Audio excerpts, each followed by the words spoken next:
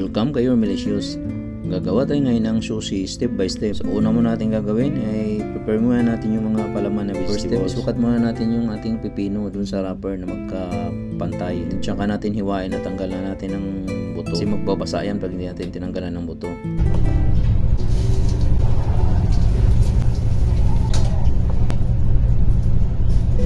Diniwain lang natin ng maliliit yan, gaya yan. Okay na to, palaman natin ng cucumber. Next naman ay ang peach instead na avocado or mango ay hindi available, so peach gagamitin natin. Sukat din natin kung tama yung tatlong slice. Okay, tama lang siya.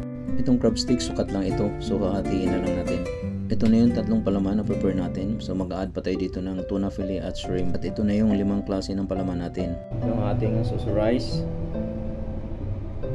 ating hiniwa na crab stick, cucumber at peach. Wala tayong avocado, so i-replace natin ng peach. Gamit tayo ng shrimp. Yan ating tuna fillet. Rice vinegar, black sesame seeds, sugar and salt. So at this moment, gagawa na tayo ng sushi vinegar mixture. Mix lang tayo ng vinegar, salt, and sugar. Kung sushi vinegar ang gamit nyo, pwede hindi na mag-add ng salt and sugar kasi may timpla na ito. Pero kung medyo natabangan kayo sa timpla, yun, pwede kayo mag-add noon. I-mix lang natin yung vinegar, salt, and sugar para sa ganun madali itong absorb ng ating sushi rice. Ito yung rice vinegar. Buhos lang tayo dito. Yung sugar. I-mix lang natin. Ilalagay na natin. Mix lang natin na maayos para magpantay yung lasa ng ating rice. Okay na ito, ready na ito para ibalot. Maglalagay lang ako ng tubig dito sa mangkok, then papatakan ko siya ng vinegar. Dito ko babasahin ang aking kamay para hindi kakapit ng rice. Ito na yung ating tuna. Start na tayo mag-roll ng ating sushi. Malalaking balot na gagawin natin. Basahin lang natin ang ating kamay bago umawak sa rice para hindi siya kakapit. Din palabarin lang siya ng ganyan. Tapos huwag naman masyadong dinan para hindi naman madurog yung rice. Tandaan, huwag kakapalan ang paglalagay ng rice dahil susubra naman sa taba yung ating sushi.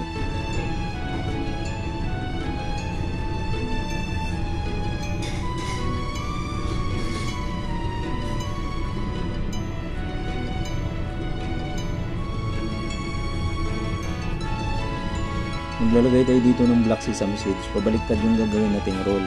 Sa labas yung rice, sa loob yung palaman. Binibaliktad natin to. Sa kabila tayo maglalagay ng palaman. Ang tawag nila sa roll na to ay inside out California roll.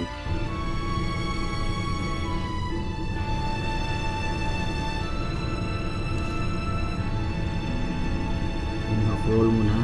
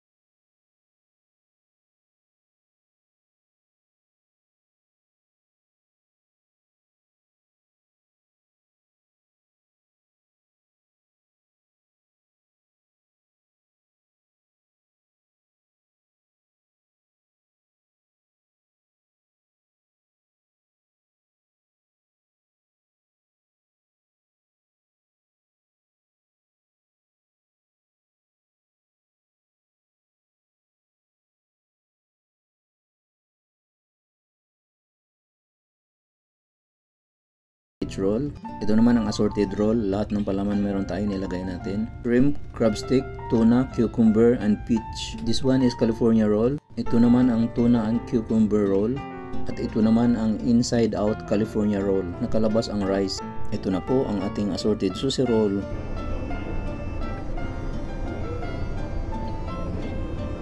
Last na gagawin natin ay ang sausawan ng sushi. Imimix lang ako ng mayonnaise, ketchup at soy sauce. Ito ang mayo dressing. At ang isa pang common na sausawan ng sushi ay ang wasabi at soy sauce. Pero nasa inyo na din kung anong choice yung sausawan. At ito naman ang pinagsama-sama ko ng sushi roll sa isang flatter. Muli po, ito na ang ating assorted sushi roll. Thank you for watching po.